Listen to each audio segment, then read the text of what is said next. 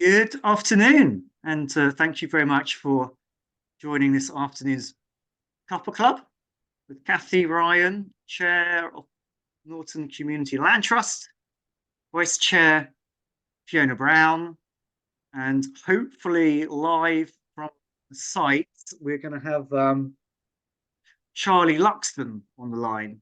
And if I disappear for 2 seconds, it's just because I'm plugging the power back in on my computer. My name's Paul Pizzola. I'm Senior Investment Manager at FX, working with Kathy and the Hook Norton team on their offer. So before we get started, there's some housekeeping to do. The Cuppa Club is recorded and available to watch in a highlights version, which we'll send round after the webinar. Cuppa Club is not a financial promotion, and if you do need advice, please talk to an independent financial advisor. The Cuppa Club runs for 30 to 45 minutes, and it's a fantastic opportunity to meet the directors, Fiona and Kathy, ask questions and hear about why Hook Norton is such an impactful organisation. How Hook Norton aims to achieve their goals, what your investment is funding, and some of the challenges as well as the opportunities of the project. So please do feel free to ask questions in the chat box, and we will take those as we go along. So for Kathy, Fiona, and hopefully Charlie introduce themselves, let's start by mentioning that the community share offer from Hook Norton is now live on FX's platform. It's funding the completion of the under construction development of 12 community-owned homes in the village of Hook Norton. And these homes will be permanently affordable and uniquely climate positive in terms of sustainability. So I'm going to hand over to Fiona and Kathy to introduce themselves, and I will be back in 2 seconds once I plug my computer in. Okay. Oh, well, hello, everybody, and thanks so much for coming onto the webinar. I'm Kathy Ryan, and as Paul mentioned, I'm Chair of Hook Norton Community Land Trust. Just been going since 2019, and in my actual job, I'm Community Engagement Manager for Low Carbon Hub Oxford. I'm Fiona Brown. Welcome everybody again. I'm Vice Chair of Norton Community Land Trust, and been with the project about 4 years, I think. So my day job is I actually work supporting a number of community-led housing groups across the Thames Valley region, and my background's very much in affordable housing. Brilliant, thanks. And Charlie, you've made it. So fantastic timing. You're on mute, so we'll sort that out in a second. And just a quick intro from you, please. Yeah, hi, my name's Charlie Luxton. I'm sorry I'm a bit delayed. I'm calling in, and it's been a challenge getting. But we've been with the company Charlie Luxton Design, been involved with the architecture. Although I live in Hook Norton and have been involved with the low carbon group prior to the formation of the Community Land Trust, and now part of the Community Land Trust. So we've been involved, or I've been involved in the project from right at the very beginning with Kathy and Fiona. Fantastic, brilliant. That's excellent. So now that we've got the three of you here,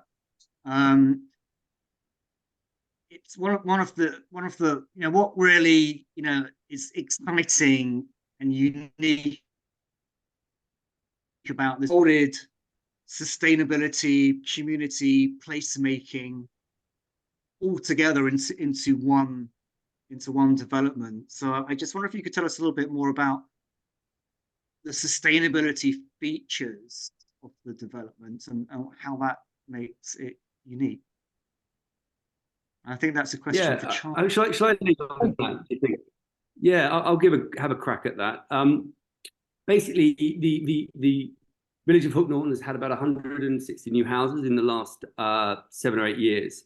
And we went out as a part of the low carbon group and asked the community what they would like us to look at next. And the last thing we expect them to do was say, we'd like you to look at some more housing. But they did. And people, we had an overwhelming response. I mean, like 80 or 90% of people we spoke to, which is about 500 or 600 individual returns on this questionnaire, said, we'd like you to look at housing. And the reasons for that, when we dug into that, was we'd like housing that reflects our ambitions, which is about keeping local people in the community, making affordable housing that people can stay, that with links to the area can stay in, and defining and creating housing that is really puts the sustainability, comfort, and placemaking at the front.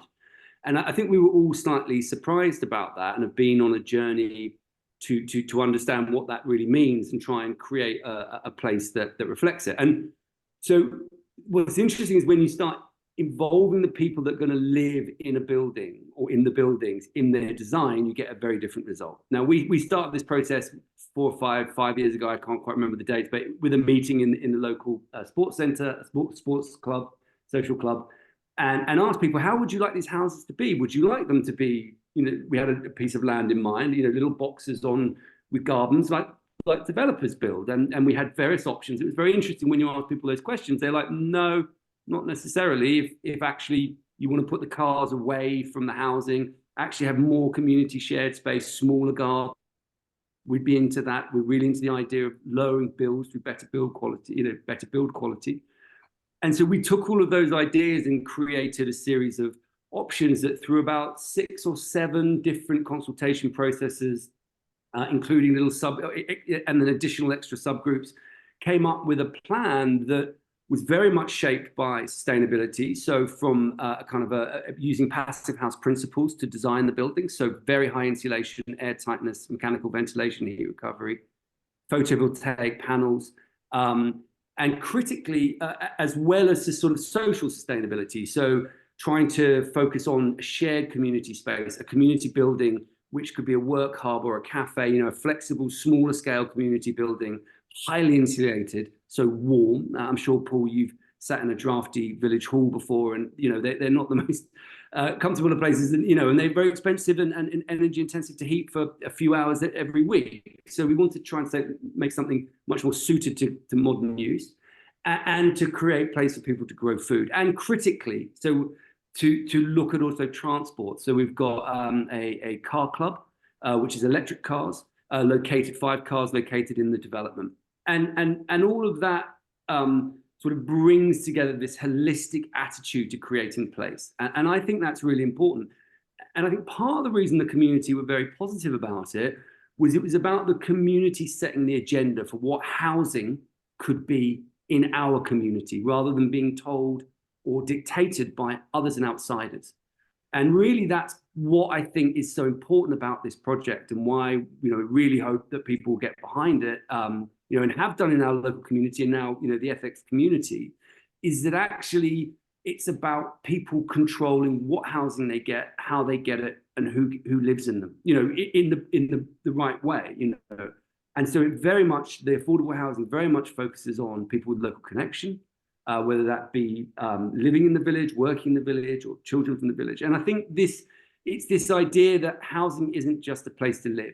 It has a big impact on the energy that you use, but also how you travel, where you work, and who stays in those communities. I think that's, there's a lot in it that we're trying to get right. And, through an enormous team effort, I think we're hopefully setting a standard that other communities can try and use to leverage better developments for themselves. Yeah, that's brilliant. That's a fantastic answer, and just drawing out the theme of how engaging your local community is such a fundamentally important aspect of creating a thriving, vibrant community, and putting in all the sustainability features that are sort of 21st century fit. So really, really fantastic to hear it from the horse's mouth, so to speak, Charlie. And thank you for describing that process. It couldn't be further afield from a Barratt development. Not that I'm knocking Barratt or anything like that. There are other house builders, but yes, I think your point is well. Uh, Just a very quick one from Melissa. Do you have any images of plans that you can share? Is that something that's in the offer doc or something that you can? Yeah, there's lots on our website and in the share offer as well. But I think our share offer. Do you mean in the chat now? Because Well, yeah, you could put a link in. You could put a link into the chat. I think our Maybe share just offer coordinator is on the call, Grant, and I think he'll probably be able to put the links in the chat.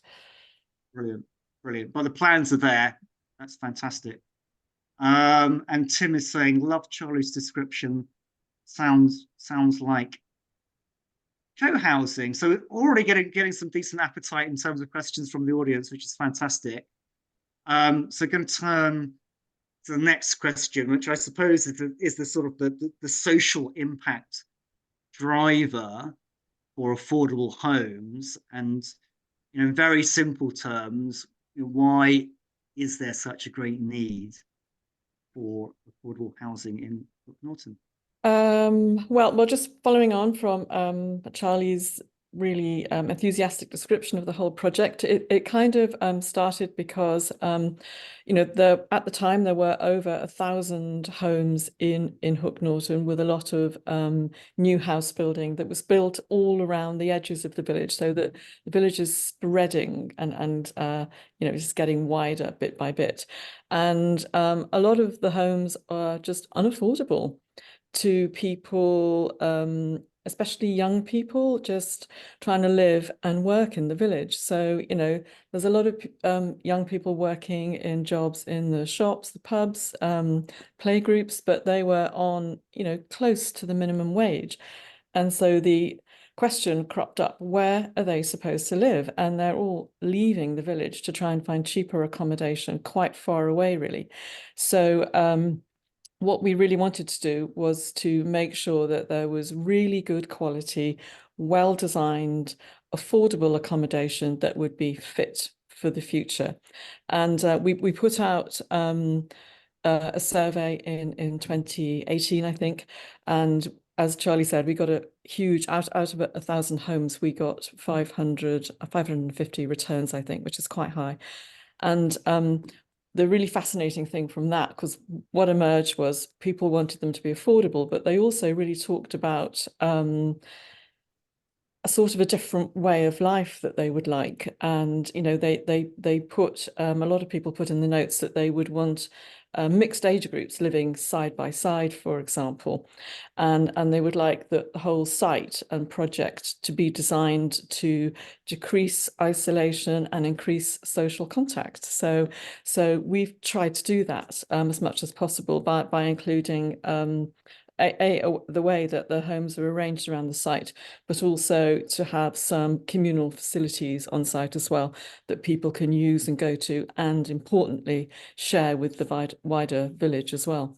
So that's really the sort of the basis of having those type of homes. But because also that all of the things that we're doing in terms of sustainability were requested by the community, because quite often I find these days people are quite surprised to be asked what they actually want, and it seems like a very simple thing to ask people, but it hardly ever happens.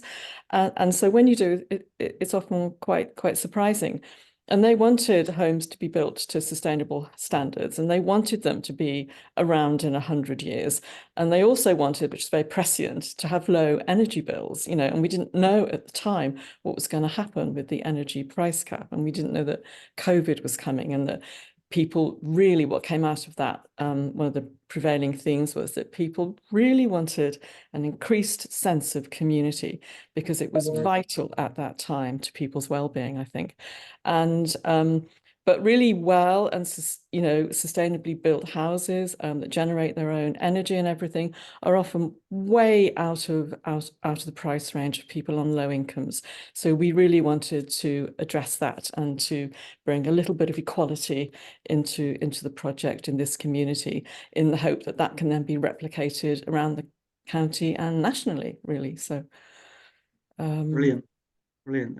That's a fantastic answer, Kathy. Thank you. Yeah, I think there's an element about creating affordable living as well as affordable rent, and Yeah. I think the focus within sort of local government provision is about affordable rent, but actually, if your bills are vast, that's an issue. So we've really tried to create a place where you can live affordably and sustainably, because actually it's cheaper to rent an electric car than own one. The stats are actually quite quite eye-opening, that it is so much cheaper to rent a car than own one. It's something like half. I can't remember the figure, but it is like a massive amount cheaper, the work that the car club and the village have done. So actually providing somewhere where you can not only rent, but your bills are very low and you can get around, because it's a rural location, you kind of need to travel affordably. It's actually trying to understand what the next implications are, because the house doesn't sit in isolation. And I think that's where people, at the moment, we just look at the house as a part of it, but it's not. It's part of a big system. Yes. And I think Yeah. that's So what we're trying to do is look at a wider system. yeah, brilliant. So sorry, Charlie, I don't know if it was me, my connection breaking up, or whether it was your connection breaking up, but Just thinking yeah. thinking holistically again, you've taken into account what people's lives look like, and it's the running costs and where they were, as well as the affordability of the rent. So really, really great to hear that expressed in terms of how you're meeting people's needs right across the board. Question from Melissa. You said you were surprised people wanted homes when you asked them. Presumably at the beginning, you had land with the various options about how to use it that you were exploring, not just housing in brackets. Wondered what the other options for land use were. Slightly tangential question, but there it is. We didn't have land. No. We didn't. We had a low carbon group, and we had some money from the government that Ed Miliband had given us in the last days of the Labour government, 2008. And we've been doing a rolling refurbishment fund on existing houses. We've done some PV, and we're looking at a car club. And then we said to people, what else would you like us to look at? And they said housing. And then we started looking into housing and finding suitable land. And so it started from there. It actually started from much more of a pure abstract question at that point. Okay, brilliant. I think that's answered the question perfectly. Thanks, Charlie. So the development will be community owned and run.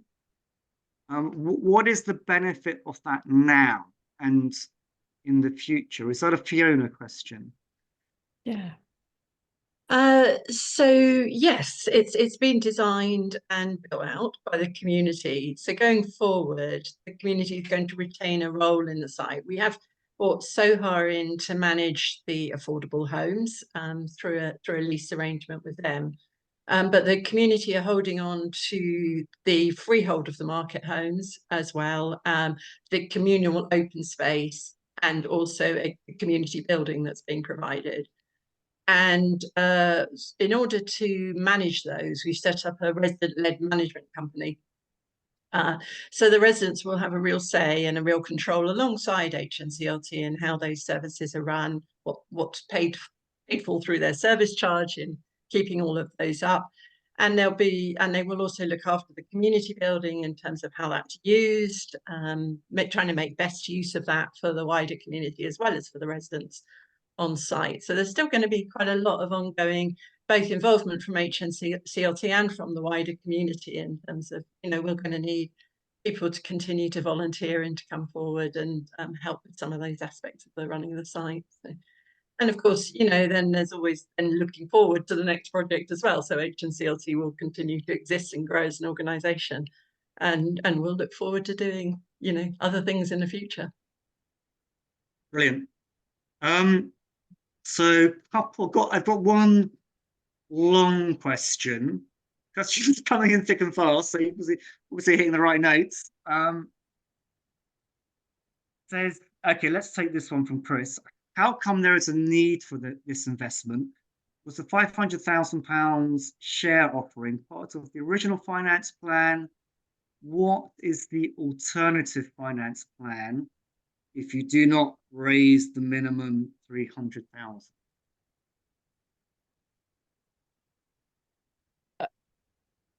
I could answer that, and I don't know if Martin Pike, who's contributed towards our business plan, is on the call.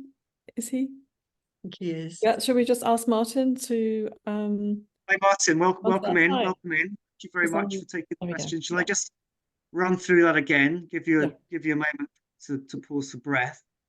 So, question from Chris: how come there is a need for this investment? Was the £500,000 share offering part of the original finance plan? Question mark. What is the alternative finance plan if you do not raise the minimum 300,000? Yeah, so I think it was always envisaged that the Community Land Trust would have to raise do a share offering of about 500,000. This obviously got refined as the details of the plans and everything were sorted out. And the overall cost, I think, of doing the development is something like 3.7 million. So and the Community Land Trust will get about 3.2 million. I think the number is. It's all set down in the business plan document. From the lease of the affordable houses to Sohar and for the leases on the 4 open market houses.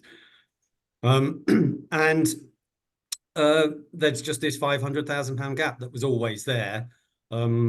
Between 300 and 5,000, and 500,000 is hopefully going to be raised through this share offer, and the remaining amount of money will probably be raised from donations and grants, which is an ongoing activity. If we don't raise the minimum 300,000, then there will have to be a plan B, I guess, in terms of what do we do about how do we raise the money to finance the last part of the development. But the development is well advanced. So the development's going to finish anyway. There's short-term finance in place to get that done. So it's really a question as to how to repay that short-term finance. Great. Chris, let us know if that answers your question or not in the chat box. And we can always follow up after the call. So yeah, I think actually, Paul, we'd be opening up a crowdfunder and really trying to pursue donations and any grant funding that we would apply for to bridge the gap. Yeah, I mean, and to say, we fully expect to reach the minimum. So yeah, it's it's well within scope to do that. And of course, with Oxfordshire Community Land Trust, we got to the 500,000 on a very similar basis. So we're confident we've been there. We've done it before. Yeah. I think also the important point is that if you're trying to look at an alternative way of delivering housing and challenge the current housing system, which it was a few years ago, but it was a fantastic bit of research which REBA and CABE, the Commission for Architecture and Built Environment, did before it was disbanded.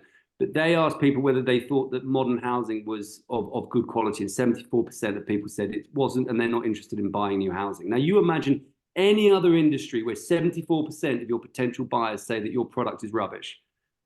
We've got a massive problem with housing, and actually this scheme is about trying to challenge that. And actually the idea that people can invest locally and get a good return on investment to help communities to help themselves is really part of it. It's not just about the house, because ultimately we're helping, it's 12 units, 8 of them are affordable rent to Sohar, who will run those. 4 of them are for sale. The sale of those 4 houses cross-subsidises the construction of the whole site. Again, we're looking at mechanisms to keep that ownership local. But ultimately, if you can then find local people to invest money and get return on investment, you're creating a replicatable plan, which means that we can generally make a change and we can genuinely get a better quality of housing for more communities. So I think it's always been part of the plan that we would have a share offer, because it's like it's part of the puzzle, isn't it? The finance is critical to change, and if it doesn't finance itself, you won't get it. It will be one or two of these things happening in isolation, which is not what we need. We need a radical revolution in the kind of housing that we provide and the quality of it. Yeah, and I wouldn't want to say it's as safe as houses, but in effect, you're investing in the. But you've been saving it to say it.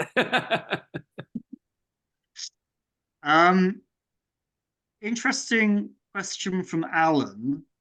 What do you call affordable? He says on £100,000 or more, question mark, exclamation mark. I think the model is a rental model, isn't it? So it's a slightly different answer maybe to the one that Alan's expecting. Yeah, Fiona, do you want to put Yeah. that one from the rental point of view? Yeah, we've had to get to what's called affordable rent. So it's the easy term's 80% of market value, but it is set at the local housing allowance, so it's capped effectively by the local housing allowance, which is the amount of money that people get, what used to be housing benefit, really, to cover their housing costs. So it's affordable within that remit. As Charlie said, I think where we've built in more extra affordability is through the running costs, the low running costs, and the affordable rent also includes any service charges. So residents are kind of, if you like, protected from any service charge costs within that rent as well. So that's that's the definition of affordable, which is, clearly linked to grant funding regimes as well. So that's what is able to be grant funded through the government. Yeah, I think that's probably. Okay, great. Yeah, so it's affordable rent, affordable running costs, and that's sort of priced off the various standards and benchmarks in the market. Okay, so Alan says thank you.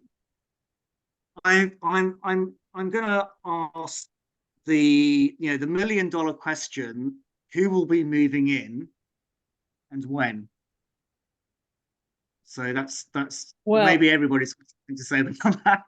yeah, wouldn't like to actually pinpoint a date on it, but the site is sort of really well underway now, and it's basically in two parts. There's a north terrace and a south terrace, and the south terrace is very nearly completed now, with all the interiors done as well. So they're just doing what's called the snagging issues at the moment, just little details of hinges working and things like that. And that's fully insulated, and the solar PV is connected, and they've also just got door knockers and doorbells inserted. So that's where that is. So I would think that, well, probably in about a month's time, I think people will be moving in there. And what we've got there are 2 1-bedroom homes and 2 3-bedroom homes in that particular terrace. And I think the projected date would be in a few weeks' time, really. And Cherwell District Council. So everybody who wanted to apply for, we have a list of people who are already interested, and we've been really promoting that you have to be on the Cherwell District Council housing register, but you make a note that you have a local connection to the area. So they are only considering from their housing register people who have a local connection to Hook Norton, and that's all clearly defined in the Hook Norton neighbourhood plan. With the parish council, and that was adopted in 2015, I think. So so Cherwell District Council will nominate from that group, and so we don't actually know those names at the moment, but we know that most of the people on the list have got the local connection and are in housing need. So, but we don't know exactly who that will be. So yet. Okay, so that there's a process that's used. We've had which Fiona has organised allocation events in the village, which we publicise widely, and lots of people have come along, so that with speakers from the council and speakers from SOHA, so that the details of how to apply are really clear, and in enough time for people to be able to get onto the register, because that can sometimes take a few weeks, that process. I'm not quite sure why it takes that long, but that can happen. But so that was brilliant doing that, so that everyone was clearly informed. Okay, brilliant. Oh, excellent, good. So Tim, short version of a longer question: what are the reasons you have chosen this form of funding? and what was the process that you went through to get it up and running? I'm not entirely sure if I understand the question exactly myself. So I'm going to kind of throw a couple of other things in there. Is there a minimum investment that allows less wealthy people, shall we say, to invest in the project? And a question for Martin. Could you just sort of like run us through your thoughts on the return on investments and how you sort of thought about that and model that? So first thing, Tim's question, I don't know if you can see that on the screen. Second question, is there a minimum investment for the share offer? And then third question, probably for Martin, to talk a little bit about the returns on investment. Well, shall I just jump in with the short of the original Tim question? So part of the reason that we've chosen this form of funding is, as I said, is about making a repeatable scheme and using local sort of ethical investment to help fund the scheme. We applied for funding and grant funding to get the scheme off the ground, which was some European money and some various other grant funding, and also the low carbon group helped get it off the ground with money reserves that it had. We then have had sort of bridging loans effectively to allow us to construct the project, which we now need to pay back, which will get paid back partly from the long-term lease to Soha, partly from the sale of the housing, and then this shortfall, or this not even a shortfall, this extra, this X factor, which is the additional landscaping costs, the additional low carbon features, the additional community building, and then within that community building are also rental rooms. Which are so that you can live in a smaller house and you can rent a room overnight. That will also create an additional income stream, and rental room for a treatment place, because the treatment rooms used to be in the local surgery. Because of all the new housing that's gone in Hook Norton, the doctors no longer have any spare capacity for the treatment room, so that's gone. So we're now providing, one of the downsides of the village growing is we've lost space for treatment rooms. We're re-providing that. So again, this is partly us providing a revenue stream for the scheme, because I've noticed one of the questions is that how can you pay 6% if you're only taking 1% out per annum? And I think there's a slight confusion there. We can pay 6% return on investment. Getting your money back out of the scheme will be as funds become available, which I think is a minimum of 1% per annum. But the other option that we want to explore is additional share offers in the future, so that we can look to find other investors, so that existing investors may leave. So the 6% return is not to do with the withdrawing cash from the fund, because we have an income stream from ground rents and from the rental of the community building for the community work hub, which is an existing up and running business, non-profit business within the village. So it's not a new startup. They've got about 2-3 years that are taking on the lease of the little building. And we've got the additional income from the rental rooms and the treatment rooms. So there is an income stream which will allow us to pay the return on investment of 6% or 4% or 0%, whatever people choose. And then it's really about getting the money back out of the scheme, which will come from build up of reserves and or additional share offers and finding new investors so people can take it out. I'm trying to answer a number of those questions in one hit, if that's helpful. Yeah, sounds good to me, Charlie. I just wonder if, Martin, you could summarize what Charlie said in a nutshell. Yeah, I think Charlie did very well there, actually. Well done, Charlie. So yes, it's the return on investment is the return you choose, either normally 6%, but we hope some people would choose to have a reduced return of 4% or even 0%, because it's a really ethical investment, this, and people hopefully will support it. But if you ask for, just to clarify, that's the interest return. That's the interest. No, so if you put £1,000 in, for example, you'd get 6% back on that each year, £60, and that would accumulate as your shareholding in Hook Norton Community Land Trust, which gives you the opportunity to carry on being involved in HNCLT for the future, and potentially, if you wanted to, for example, to be a director or whatever. The 1% is it's very difficult because you have to be quite prudent in doing the calculations. You don't want to over egg the thing. So the 1% is a prudent view as to how much extra money HNCLT will be able to generate, and therefore be able to repay people who have invested capital who want to withdraw their capital. Now, we're sort of hoping that people don't want to withdraw their capital quickly, but if they do, then that 1% a year will be available for that. And it would more than likely, I expect, in reality, be higher than that. One of the jobs, I mean, Fiona was mentioning, there's, the Hook Norton Community Land Trust is staying involved in this development. And one of the jobs of Hook Norton Community Land Trust will be to make the community centre successful.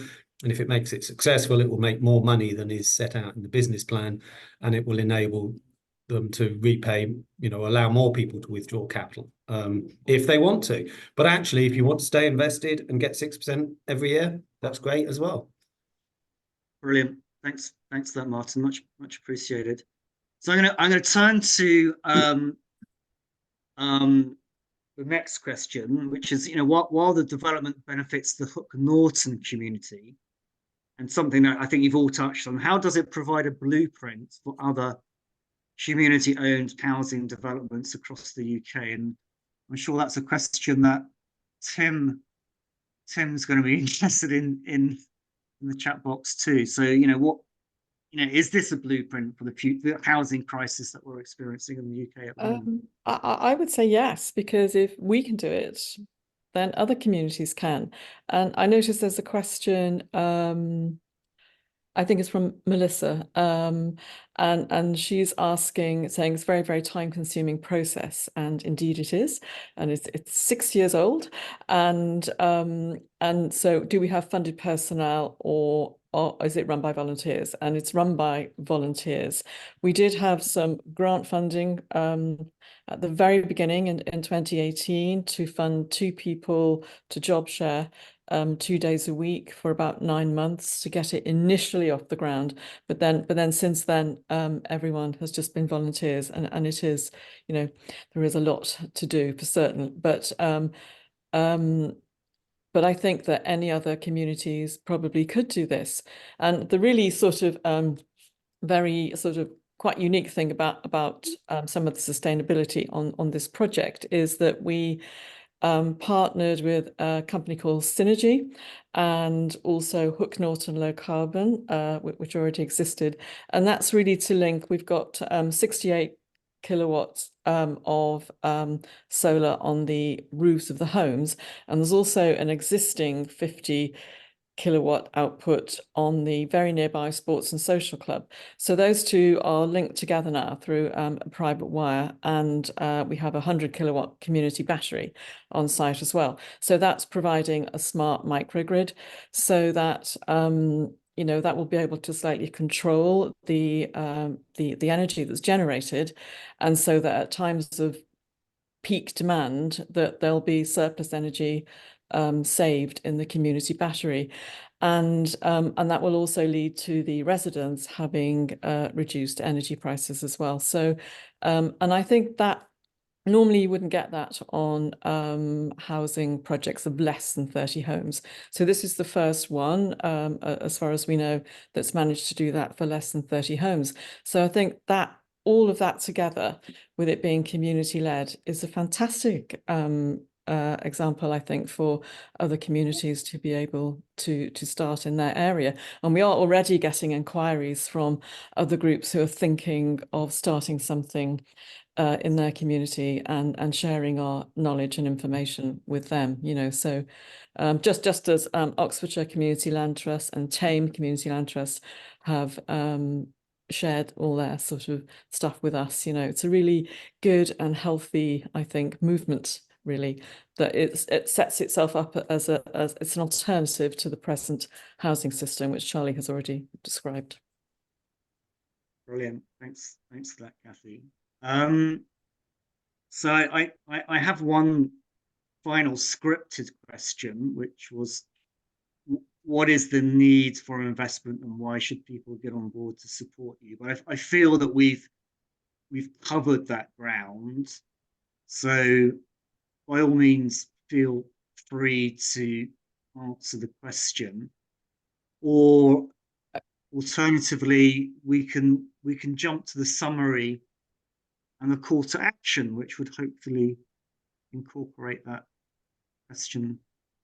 Anyway, well, I don't know, Charlie, do you want to briefly sum up why it would be, is the question why it'd be good to invest in this project? Was that? Yeah, I think Yeah. so. And let's sort of wrap it up as the call Yeah. to action. Yeah. Okay. Yeah, I think fundamentally, you know, we need a new narrative on housing, as I've said, right? And we need successful schemes that challenge the current way that the big 8 house builders deliver 60% of our housing. And ultimately, I think for many people that's not a particularly fair system, in that a few people get very rich and a lot of people see no benefit for expansion of their communities, or minimal benefit. And I think what we are trying to do, and why this scheme is important, is it's trying to set a new paradigm for that is not just about house, it's about home, and it's about community, and it's about the full facilities that you need around that house. So actually not just dropping houses out of space, actually understanding how they tie into local energy, local transport, and local work needs. And I think what we want from the project is, yes, you know, we've been very fortunate. We had land, we had some money from our local Hook Norton group, we had really good contacts in the area to help us get the scheme off the ground. Not everyone's going to be able to do that. 100%. It's been very challenging. I think we would all hold our hands up and accept that, but very, very rewarding. But what I think is why it's really critical, and why we do need your investment, and we do need investment from hopefully local people, or people with an ethical mind, who get 6% return or 4% return, who genuinely get return from this, is that it makes it a financially sustainable project that people can hold up as an alternative. And you know, we need alternatives, we need lamplighters, we need schemes that we can say, look how that can be done, so that we can put pressure on developers who might come to a town or a village near you and say, we want to build 50 houses. And you can start by going, that maybe not 50, but you can have some houses. But this is the kind of value set that we think is really important from these houses. And this is a successful scheme that you can go and visit locally, or in Oxfordshire, or nearby, or wherever, and understand what we think is important about housing. And we want you to take some of that away, and we want you to put some of that into what you're offering us. And I think that's why it's critical, and why it's so much bigger than 12 homes. I mean, let's face it, it's 12 homes. We need 300,000 homes a year, given government figures. It's a drop in the ocean. But I think conceptually, it's much bigger than that. And conceptually, you're not going to change the world with it, but you can help make a viable project that sets an alternative narrative. And that's why I think we really feel that, you know, your money is not, you know, whatever money you can spare is working hard. You know, maybe not financially return in the short term, but it will get return. And it's working hard in terms of creating a movement and creating a new way of looking at homes, which is one of the biggest problems we've got, and especially with intergenerational issues. Young people need new housing, and they need them to be delivered well to high quality. And that's something you can help us do, and close this project off in a really successful way. Brilliant. Thanks, Charlie. That's really inspiring. Good to hear. So once again, I'm going to say thank you to Kathy, Fiona, Charlie, Martin, and I think Grant is in the chat room somewhere. Yes. You know, it's been a real privilege and honor to work with this team. We're looking forward to continuing to do so. Kathy, did you want to say something? I would just like to thank everyone for coming today, and for your interest in the project. And I think it's, you know, it sort of moves me actually about how invested the community are in this project. And I think that's because the ideas really came for them. So I would, you know, if anyone was thinking of doing this, I would say just involve your community every step of the way, because when people are involved, then the understanding and the whole ethos is shared by everyone, and that's such an important thing in our communities today. So I think if you can help us just finish the project, it would be absolutely brilliant. Thank you. And replicate. So that's so important. Yes. Absolutely. And So the offer is open until the 20th of May, and FX will be sending updates. We're going to send you all an edited highlights version of our chat today. And so please do follow the progress of the offer on fx.org.uk. So I'd like to thank you all once again for your time, and just remains for the team to say thanks and goodbye. Everyone. Thank you very much, All right, everyone. thank you, everyone. Yeah.